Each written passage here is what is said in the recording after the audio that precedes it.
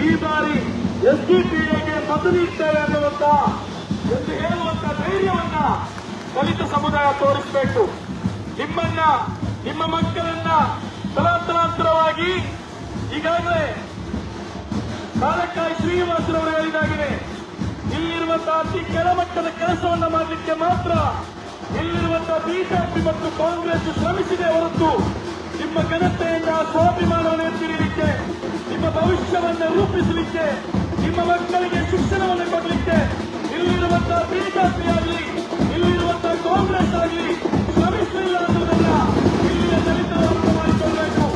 ಇವರು ಚುನಾವಣೆಯ ಸಂದರ್ಭದಲ್ಲಿ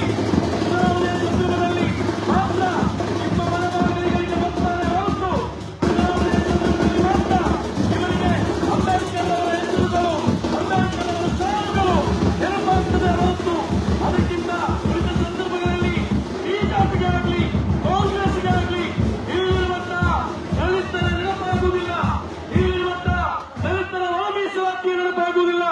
ಇಲ್ಲಿರುವಂತಹ ಯಾವುದೇ ಪಕ್ಷಗಳಾಗಲಿ ಸಿದ್ದರಾಮಯ್ಯ ಅಧಿಕಾರಕ್ಕೆ ಬರಲಿ, ಯಡಿಯೂರಪ್ಪ ಮುಖ್ಯಮಂತ್ರಿ ಆಗಿರಲಿ, ಬೊಮ್ಮಾಯಿ ಅವರು ಮುಖ್ಯಮಂತ್ರಿ ಆಗಿರಲಿ, ಕಾಂಗ್ರೆಸ್ನವರು ಶಾಸಕರಾಗಿರಲಿ, ಬಿಜೆಪಿಯವರು ಶಾಸಕರಾಗಿರಲಿ, ಯಾರೂ ಕೂಡ ಇಲ್ಲಿರುವಂತಹ ದಲಿತರನ್ನ, ಇಲ್ಲಿರುವಂತಹ ಕೆಲವರ್ಗಗಳನ್ನ ಕೇವಲ ವೋಟ್ ಬ್ಯಾಂಕ್ಗಳಾಗಿ ಬಳಸಿಕೊಂಡರೆ ಹೊರತು ನಿಮ್ಮ ಮಕ್ಕಳಿಗೆ ಬೇಕಾದಂತಹ ಭವಿಷ್ಯವನ್ನ ಕಾಂಗ್ರೆಸ್ನವರಾಗಿರಲಿ, ಬಿಜೆಪಿಯವರಾಗಿರಲಿ ರೂಪಿಸಲಿಲ್ಲ ಅನ್ನೋದನ್ನು ನೀವು ಅರ್ಥ ಮಾಡಿಕೊಳ್ಬೇಕು.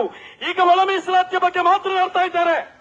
ಇಲ್ಲಿ ಸಿದ್ದರಾಮಯ್ಯರವರು ಏನು ಮಾದೇವಪ್ಪರವರು ಮಾತಾಡ್ತಾರೆ, ಆ ಕಡೆ ಚಲವಾದಿಯವರು ಮಾತಾಡ್ತಾರೆ, ಬಿಜೆಪಿಯ ನಾಯಕರುಗಳು ಮಾತಾಡ್ತಾರೆ.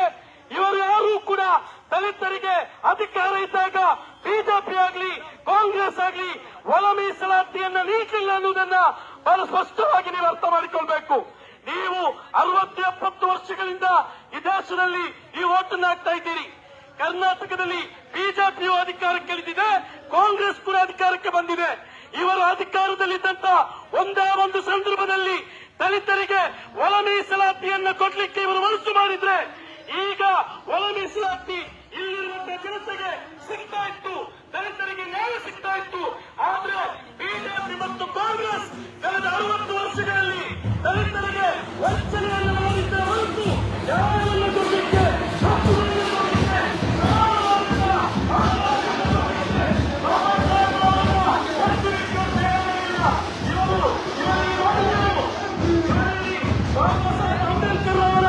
ಸಂವಿಧಾನಕ್ಕೆ ವಿರುದ್ಧವಾಗಿ ಇವರು ಹಲವಾರು ಕಾನೂನುಗಳನ್ನು ತಂದ್ರು, ಮಸೂದೆಗಳನ್ನು ತಂದ್ರೆ ಹೊರತು ಇಲ್ಲಿರುವಂತಹ ದಲಿತರನ್ನ ಚುನಾವಣಾ ಸಂದರ್ಭದಲ್ಲಿ ಅಲ್ಲದೆ ಒಮ್ಮೆಯೂ ಕೂಡ ಕಾಂಗ್ರೆಸ್ ಮತ್ತು ಬಿಜೆಪಿಯ ನಾಯಕರುಗಳು ಭಾಗವಹಿಸಲಿಲ್ಲ. ಅವರ ಹಕ್ಕುಗಳಿಗೆ ಅರ್ಥ ಮಾಡಿಕೊಳ್ಳಬೇಕು.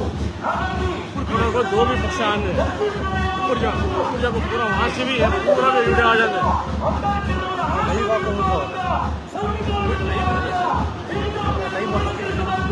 ಅದೇ ರೀತಿ ಇವರ ವಂಚನೆಯನ್ನು ಮಾಡುತ್ತಾ ಕಾಂಗ್ರೆಸ್ ನಿರ್ವಹಿಸಬೇಕು. ಸಂವಿಧಾನವನ್ನ, ಅಂಬೇಡ್ಕರ್ ಅವರ ಆಶೀರ್ವಾದವನ್ನ ಒಳಮೀಸಲಾತಿಗಾಗಿ ನಿರಂತರವಾಗಿ ಹೋರಾಟ ಮಾಡ್ತಾ ಇರುವ ಎಸ್ಡಿಪಿಐ ಪಕ್ಷಕ್ಕೆ ಮತವನ್ನು ಹಾಕುವ ಮೂಲಕ ಇಲ್ಲಿರುವಂತಹ ಬಿಜೆಪಿ ಮತ್ತು ಕಾಂಗ್ರೆಸ್ ಅನ್ನ ಅಧಿಕಾರದಿಂದ ದೂರ ಇಡಲಿಕ್ಕೆ ಇಲ್ಲಿನ ದಲಿತ ಬಂಧುಗಳು ಮನಸ್ಸು ಬದಲಾಗುತ್ತ ಹೇಳಿಕೊಳ್ಳುತ್ತಾ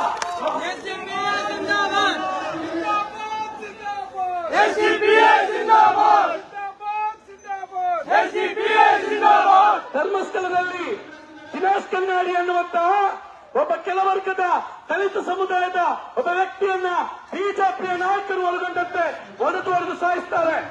ಈ ಸಂದರ್ಭದಲ್ಲಿ ಕಾಂಗ್ರೆಸ್ ಇದ್ರೂ ಕೂಡ ನ್ಯಾಯವನ್ನು ಕೊಡುವಾಗ ಅವರಿಗಾಗಿ ಧರ್ಮಸ್ಥಳದಿಂದ ಬಂಗಾಳಿಗೆ ಪಾದಯಾತ್ರೆಯನ್ನು ಮಾಡಿ ನ್ಯಾಯವನ್ನು ತೆಗೆದುಕೊಳ್ಳಲು ಇದೇ ಪಾದಯಾತ್ರೆಗಳನ್ನ ನಿರ್ವಹಿಸಿಕೊಳ್ಳಬೇಕು. ಉಡುಪಿಯಲ್ಲಿದ್ದು ಶ್ರೀನಿವಾಸ್ ಅಬ್ದುಲ್ ನಜೀಬ್ ಅವರ ನೇತೃತ್ವದಲ್ಲಿ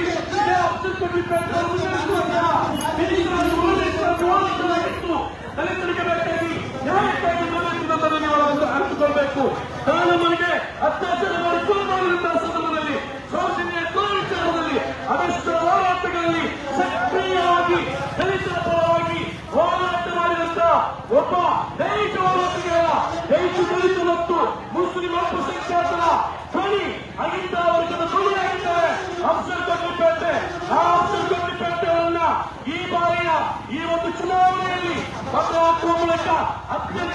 ಅತ್ಯಂತ ಹೆಚ್ಚು ಮತಗಳಿಂದ ವಿಜಯದ ತಲುಪಿಸುವಂತಹದ್ದು ಇಲ್ಲಿರುವಂತ ಅಹಿಂದ ವರ್ಗದ ಜವಾಬ್ದಾರಿಯಾಗಬೇಕಂತ ನನಗೆ ಮಾತಿನ ಮಾಡ್ತಾ ಇದ್ದೇನೆ.